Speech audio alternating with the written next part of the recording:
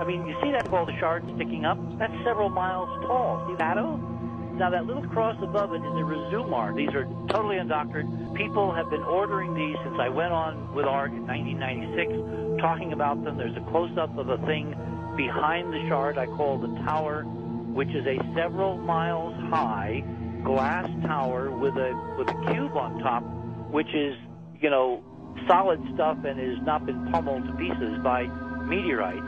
This stuff is really sticking up above the moon, and it's this kind of stuff that I think we would have seen on the computerized, digitized versions of the Apollo 11 television, which is why the boxes have gone away. You may be right. I mean, look at the shadow. It's the shadow that really is unbelievable to me. Yeah, these are structures. These are ruins. When you pummel ruins, I mean, just look at the awful pictures coming back from Lebanon of skyscrapers after they've been bombed. Yeah.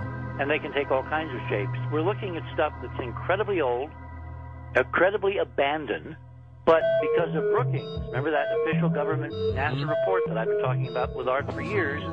If we ever found this stuff, NASA itself said it could not tell us because we couldn't handle the truth.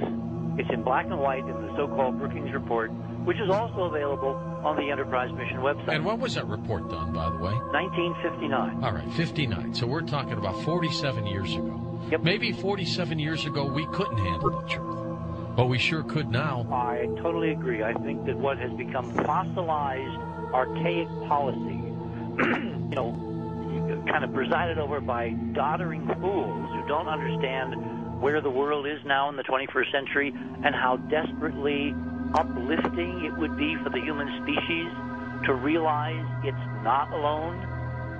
Now, do you see that spindly kind of architectural-looking stuff like a skyscraper sticking up?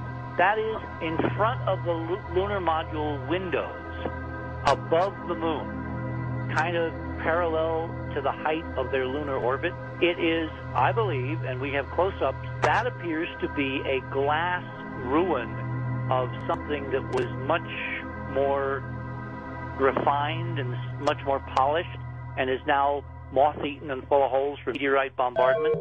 It's miles tall. It's at least 10, 15 miles tall.